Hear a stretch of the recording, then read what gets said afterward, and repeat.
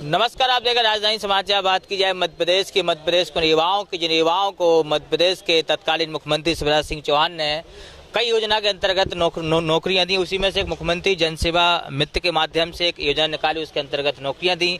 अब वो युवा चुनाव के बाद भटक रहे हैं, क्योंकि अब लोकसभा चुनाव भी हैं, लेकिन विधानसभा चुनाव हो गए। उन युवाओं से बात करते हैं, किस माध्यम से कैसे क्या नौकरियां दी गई थी आपको?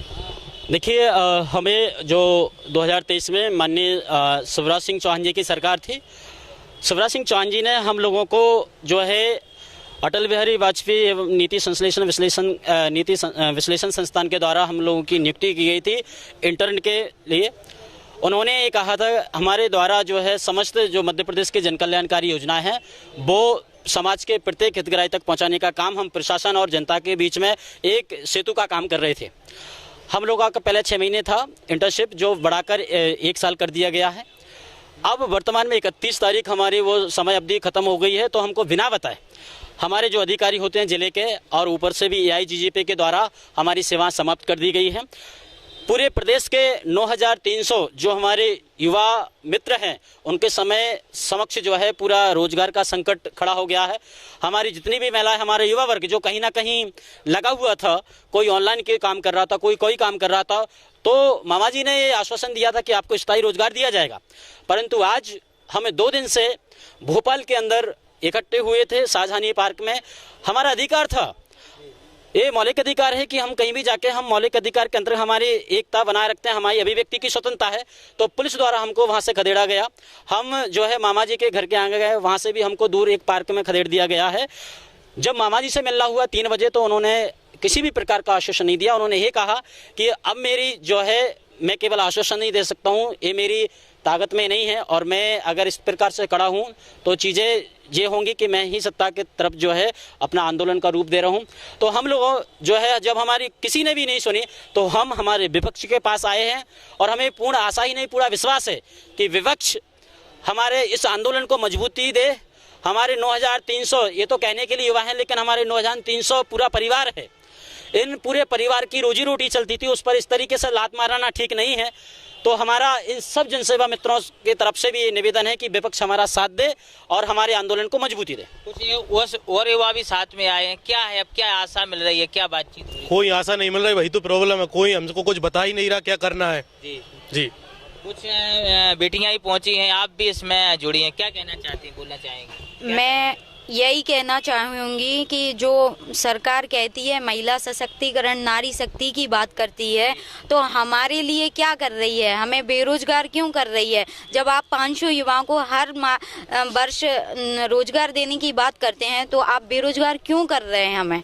क्या आप क्या कहना चाहती हैं वर्तमान? वैसे तो सरकार महिलाओं के लिए, लड़कियों के लिए बहुत सारी सहायता का वो करती है, वादे करती है, लेकिन हम 2 दिन से यहाँ वहाँ भटक रहे हैं, हमारे लिए कोई सहायता नहीं है। आप कुछ कहना चाहती हैं? हमें यही कहना चाहती हूँ कि हमारे जो 9000 और से मतलब परिवार हैं और जो जनसेवा मित्र हैं उनको रोजगार दिया जाए, और उन्हें आश्वासन की जरूरत नहीं है, उन्हें रोजगार की जरूरत है, उन्हें स्थायी रोजगार दिया जाए। हम सब की यही मांग है और हमारे परिवार की भी यही मांग है। तो रोजगार के लिए सब भटक रहे हैं तमाम युवा। आप कांग्रेस कार्यालय पहुंचे हैं और नेता प्रतिपक्षों से आशा लगाई।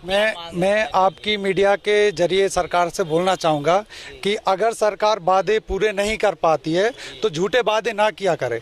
उनकी पूरी वीडियो है, 15 अगस्त के दिन भी उन्होंने बोला था भरे मन से कि जनसेवा मित्र को राशन बंटवाने का काम दिया जाएगा, विवेकानंद खुलवाया जाएगा, उसमें लगाया जाएगा, पर ऐसा कुछ भी नहीं हुआ और इनकी सेवा निरंतर बढ़ती रहेंगी।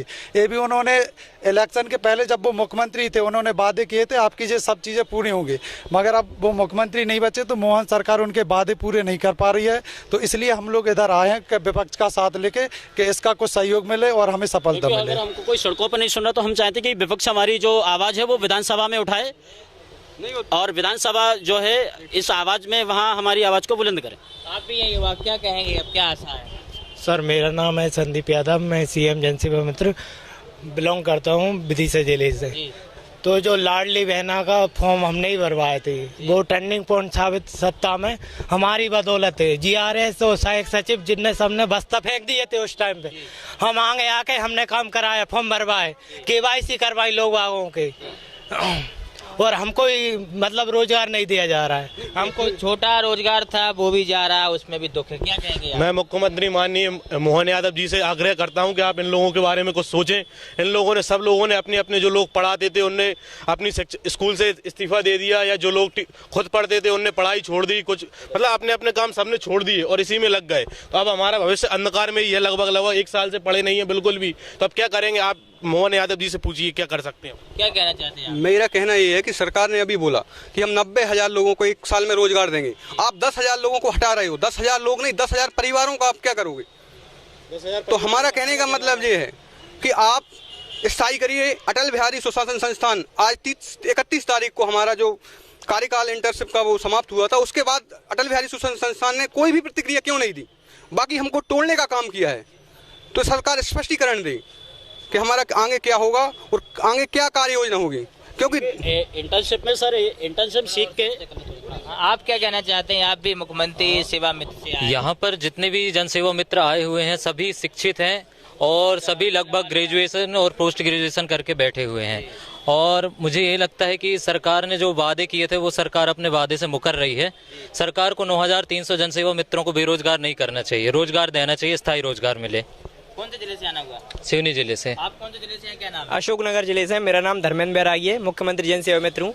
जैसा कि मुख्यमंत्री जी ने बताया था कि प्रत्येक 50 परिवार पर एक जनसेवा मित्र को नियुक्त किया जाना था, लेकिन उन्होंने हमारी सेवा समाप्त कर दी 31 जनवरी को। नमस्कार, अशोकनगर से हूँ मैं।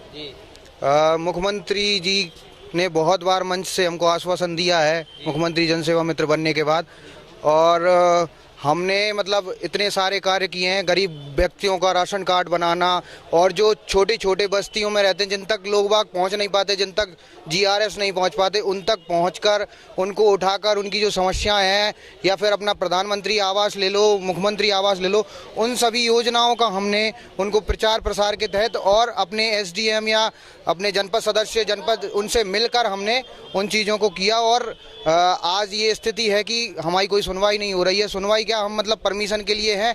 2-3 दिन से यहाँ पे हमारे लगभग जनसेवा मित्र आ चुके हैं। हम 8 दिन से यहाँ पे रुके हुए हैं, पर हमारी कोई सुनवाई नहीं हो रही।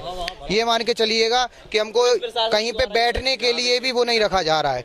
हम केवल एक ही इच्छा लेके आए हुए थे कि हमको हमारा कार्यकाल जो है स्थायी किया जाए, और हम सभी जनसेवा मित्र जो अभी तक कार्य कर रहे हैं, इतने कार्य किए हुए हैं, जो आंकड़ा देखें तो बहुत सारे, तो उनको हम और अच्छे से कर पाएं और मध्य प्रदेश को पूरे भारत में समस्त ऊंचाइयों तक छू पाएं। सारे रोजगार सहायक सचिव आदि इत्यादि हड़ताल पे थे। उस समय में आज तक ऐसी कोई भी योजना इतने कम समय में इम्प्लीमेंट नहीं हुई है, जिसमें लाडली बहना में हम जनसेवा मित्रों का अहम भूमिका थी, और हमने सरकार का साथ दिया। अभी सरकार की बारी है हमारा साथ दे और हमें रोजगार प्रदान करे।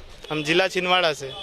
ये कहते हैं मुख्यमंत्री जो जनसेवा मित्र है उनके तमाम पदाधिकारी हैं, पदाधिकारी का हैं नौकरी से जिनको निकाला गया, समाप्त की गई है, अब वो युवा मध्य प्रदेश के भटक रहे हैं। आशा यही है कहीं मध्य प्रदेश कांग्रेस के जो नेता प्रतिपक्ष उमंग सिंगार वो इस मुद्दे को विधानसभा में उठा, कहीं ना कहीं युवाओं को फिर से रोजगार मिले। रोजगार की बात वही बहुत कही जाती है मध्य प्रदेश में, लेकिन देखा जाए आमतौर पर युवाओं को रोजगार अभी तक नहीं मिल रहा सही तरीके से। जुड़े हमारे साथ न्यूज़ रिपोर्ट कांग्रेस कार्यालय भोपाल।